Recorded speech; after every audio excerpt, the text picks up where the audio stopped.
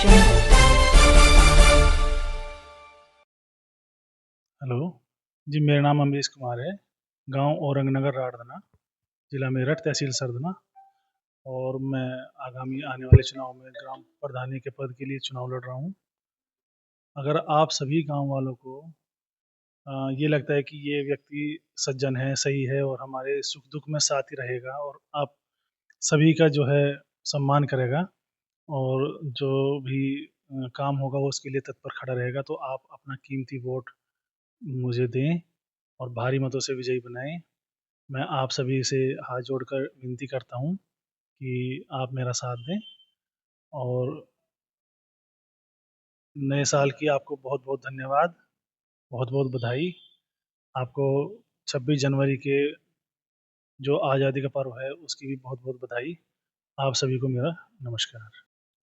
देखिए, मैं गांव राड़धने से जन्म हुआ है और यहाँ की जो मूल समस्याएं हैं उनसे दिन प्रतिदिन रूबरू होता रहता हूँ। यहाँ जो बेसिक है, जो ऐसी समाज है या पिछड़ा वर्ग है, बहुत गरीब है, उनके पास आय का साधन नहीं है, पेंशन नहीं है, बस्तियाँ बहुत गंदी हैं, सड़कों की व्यवस्था भी बढ़िया नहीं है, पानी की निकासी की समस्या है, सफाई की समस्या है। तो ये सभी चीज़ें ध्यान में रखते हुए चुनाव की तैयारी करी गई है। अगर पूरे गांव का विकास करना है तो जो सबसे पंक्ति में जो सबसे पीछे खड़ा हुआ व्यक्ति है, अगर उसके पास तक सरकारी सुविधा का लाभ पहुंचता है तो सही मायने में तभी गांव का विकास हो पाएगा। जी, हमारे यहाँ पर स्वास्थ्य के नाम पर कुछ नहीं है।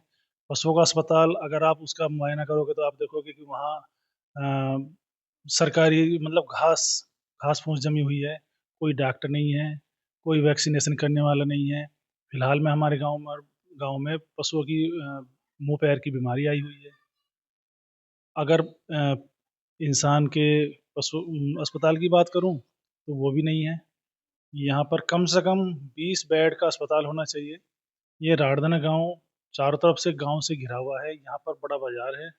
यहाँ जो आसपास के गांव लगते हैं, राजपुर मुमन हुआ, इधर अखेपुर हुआ, भमोरी हुआ, अकलपुरा राड़धने का एक हिस्सा है, वहाँ भी कुछ नहीं है और वे सब लोग भी राड़धने पर ही आश्रित हैं। यहीं से अपनी जो मूलभूत का सामान है यहीं से परचेज करते हैं, यहीं से खरीदते हैं। तो यहाँ कम से कम एक बड़ा अस्पताल होना चाहिए ताकि जो गरीब जनता है उनका अच्छे से इलाज हो सके।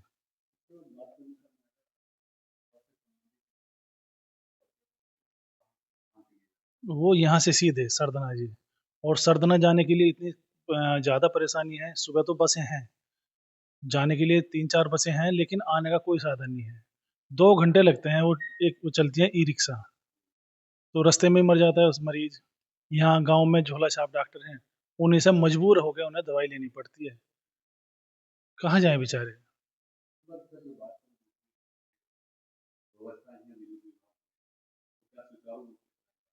विद्युत विभाग तो यहाँ पर ठीक है, बिजली व्यवस्थाएं ठीक है, टाइम से आती है, बट अकेली बिजली से तो कुछ नहीं होता। उसके अलावा भी बहुत सुविधाएं होनी चाहिए। शिक्षा का स्तर बहुत निम्न स्तर है। जो प्राइमरी स्कूल है वहाँ पर टीचर नहीं है, बच्चे कहाँ पढ़ें, बच्चे कहाँ जाएं। जब टीचर ही नहीं है पढ़ाने के लिए तो बच्चे तो तभी स्कूल में जा पाएंगे ना जब टीचर होगा।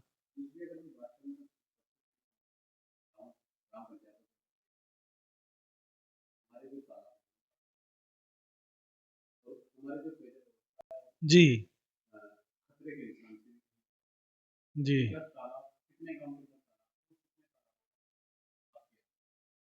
हमारे गांव में तो हमारे बड़े बूढ़ों ने इतनी बढ़िया व्यवस्था करके दी थी हम लोगों को। गांव में, गांव के चारों तरफ तालाब थे जो एक दूसरे से कनेक्टेड थे। अगर किसी तालाब में पानी ज्यादा है तो वो दूसरे में चला जाएगा। इतनी बढ़िया व्यवस्था थी हमारे यहाँ। लेकिन गांव के कुछ दबंगों ने तालाब बांट दिए और कुछ तालाबों की तो व्यवस्था इतनी खराब होगी कि तालाब नाम की चीज ही खत्म होगी वहां से। तालाब ही खत्म हो गया। चालू अवस्था में जी हाँ, 4-5 तालाब हैं जिनकी जिनमें से 2 की तो साफ सफाई हुई है, 3-4 की तो साफ सफाई ही नहीं हुई। बड़े गंदगी है, भरा पड़ा है। उसके लिए भी व्यवस्थाएं होनी चाहिए। तालाब साफ होगा तो पानी का स्तर ऊंचा होगा। और हम पानी की बात अगर आपने उठाई है तो अभी टंकी जो हमारे यहाँ चालू हो जानी चाहिए थी, किन्हीं कारणों से नहीं हो पाई है, उसे भी तत्काल प्रभाव से चालू कराया जाएगा, ताकि जो गरीब जनता है उसे स्वच्छ पानी मुहैया हो सके।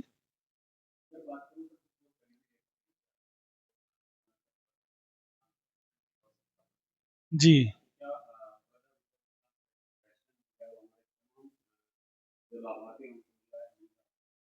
तमाम को नहीं मिल रही है, तमाम को मिलाएँगे, सभी को पेंशन के दायरे में जितने भी व्यक्ति हैं, जो भी पात्र व्यक्ति है, मेरी प्रधान बनते के साथ ही सबसे पहले प्राथमिकता यही होगी कि जितने भी पात्र व्यक्ति हैं, उनकी पेंशन हो। तभी तो वो अपना बेचारा अपना परमानेंट इलाज करा सकें, अपने ऊपर थोड़ा बहुत खर्च कर सकें। कहाँ से आएगा पैसा बताओ, अगर सरकार से भी नहीं लेंगे तो? और उनके राह दिखाने के लिए कोई भी नहीं है।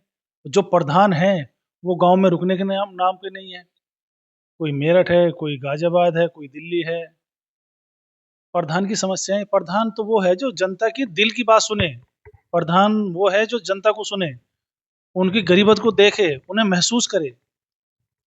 अब ऐसा थोड़ी है मान लो मैं चुनाव जीत गया और मैं रहने लगा जी मेरठ, जनता यहाँ परेशान हो रही है। ये चीज़ नहीं है। मेरा तो गाँव ही राठधना है। मैं 24 घंटे में 12 24 के 24 घंटे राठधना में रहता हूँ। लोगों के बीच रहता हूँ, उन्हें देखता हूँ, उन्हें महसूस करता हूँ। तभी तो मैं आपसे बोल पा रहा हूँ कि जो जो गरीबी की पंक्ति में सबसे पीछे व्यक्ति खड़ा है, उसको भी सरकारी सुविधाओं का लाभ मिलना चाहिए।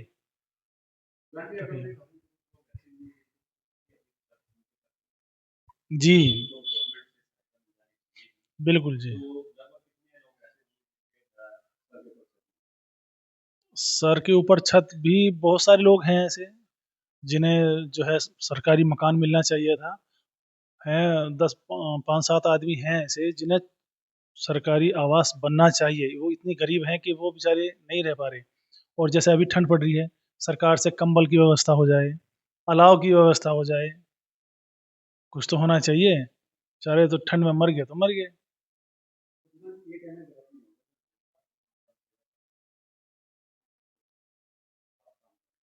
जी, बिल्कुल, पूरा प्रयास गाँव की समस्याओं को दूर करने का रहेगा और मैं यही चाहता हूँ, मैं फिर आपसे निवेदन यही करूँगा कि जो गाँव के व्यक्तियों की प्रमुख समस्याएँ हैं, उन्हें जल्द से जल्द दूर करा जाएगा।